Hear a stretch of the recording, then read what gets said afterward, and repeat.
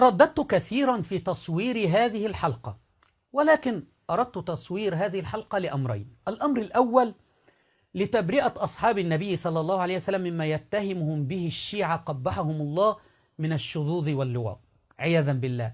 والأمر الثاني لإظهار أن هذا الفعل القبيح يفعله مراجع وعلماء الشيعة حينما يجلسون مع بعضهم لبعض.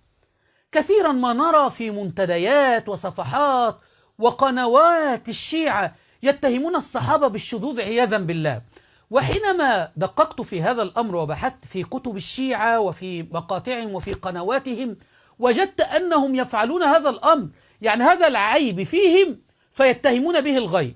وكثيرا ما ترى أي أحد يرد على الشيعة يقولون رامي عيسى بيفعل به كذا، وكثيرا يرفعون مقاطع فيديو بهذه العناوين، وأن رامي ذهب إلى تونس وحدث فيه كذا، وأنا والله ورب الكعبة لم أذهب إلى تونس قط. الشاهد سنرى الآن أن هذه عقيدة عند هؤلاء المعممين.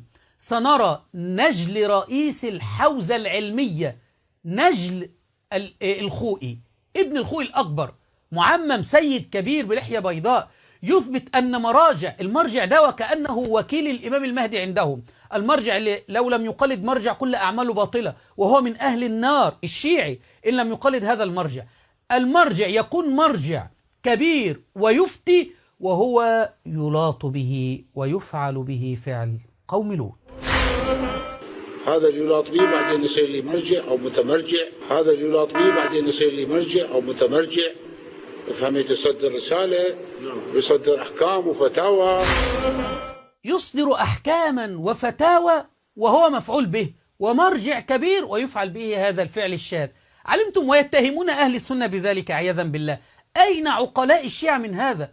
بل المصيبة الأكبر الآن أن قائد إيران، يقولون قائد الدولة الإسلامية وهي ليست إسلامية، قائد إيران خامنئي يعترف حسن اللياري أن خامنئي كان يفعل به فعل قوم لوط عياذا بالله وهو شاب، وهذا ثابت وموثق عندهم. خامنئي أيضا من هؤلاء. كونهم يقولون أن الشيخ حسن ينقل رواية عن خامنئي بأنه لوطي، صحيح هذا الحكي؟ إن هذا القضية بالنسبة للخامنئي معروفة أخي العزيز، وكثير من المشايخ شهيدة بل كانوا يعرفونه منذ صغره. لا الشيخ العفو اسمح لي بس انقطع اتصالكم. أما الخامنئي بل إن مساويه كثيرة، واللواط ليس بكفر، هو يفعل ما هو أسوأ من اللواط بكثير. بل فإن الرجل كونه مفعولا ومأبونا بل لعنة الله عليه إن هذا ثابت. بل إن الرجل كونه مأبونا ومفعولا به فهذا ثابت. سمعتم كلام حسن اللياري؟ ثابت إن القائد الدولة الإسلامية كما يقولون قائد إيران كان يفعل به فعل قوم لوط، ويتهمون عمر رضي الله عنه ويتهمون أصحاب النبي صلى الله عليه وسلم. بل والأصعب والأمر كما سنرى الآن أستاذ في الحوزة العلمية عبد الحليم الغزي صاحب قناة القمر وله مؤلفات ومعروف، يقسم بالله أنه ذهب إلى قم إلى إيران وقابل أحد السادة ليتأكد منه من هذه القصة. أحد السادة دخل على أحد الشيعة الكبار الأحياء الآن في العراق ودخل وجده يفعل هذا الفعل، فعل قوم لوط، مع سيد آخر، اثنين علماء كبار من علماء الشيعة أو مراجع كبار من مراجع الشيعة كانوا يفعلون هذا الأمر، ودخل عليهم أحد السادة في الغرفة وهم يفعلون هذا الأمر عياذا بالله. قد رأيت شيخ فلان يلوط بشيخ فلان في المدرسة الفلانية في النجف.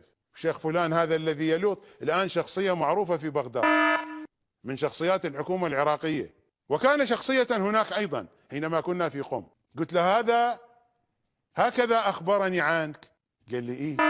قال لي أنا دخلت إلى الغرفة وكان شيخ فلان يلوط بشيخ فلان ووقفت عليهما، فأنا سألته على طريقة الآخوندية، قلت له سيدنا أنت رأيته يدخل فيه كإدخال الميل في المكحلة؟ قال لي شيخنا يا ميل يا مكحلة. قال لي أنا شفته يسوي كذا بالفصيح العراقي. قال لي أنا شفته يسوي بي كذا ومع كلام لا أستطيع أن أقوله في الفضائية. قال لي وين السولف أنت يا ميل يا مكحلة؟ وهذا الفاعل شخصية معروفة وله علاقة بمرجع كبير. والله إذا أذكر لكم اسم المرجع ستكذبونني. فهذا الذي وصل إلينا من شذوذ وانحراف علماء هذه الطائفة الضالة المنحرفة، وكثير لم يصل إلينا. يعني هذا اللي وصل إلينا ما فضحوا بعض، فكثير وكثير لم يصل إلينا. بل ورب الكعبة أحد المهتدين الشيعة الشباب كان يقول بأن كان في المعممين يتحرشون به. هو فين عند هذه الأضرحة المنسوبة للحسين وعلي رضي الله عنه في كربلاء وفي النجف يتحرشون بالصبيان الصغار وبالأطفال، ويزعمون أن هذا دين، وفي الآخر يتهمون أهل السنة والجماعة بهذا. أين عقول عوام الشيعة؟ هل تأخذون دينكم من هؤلاء الشواذ؟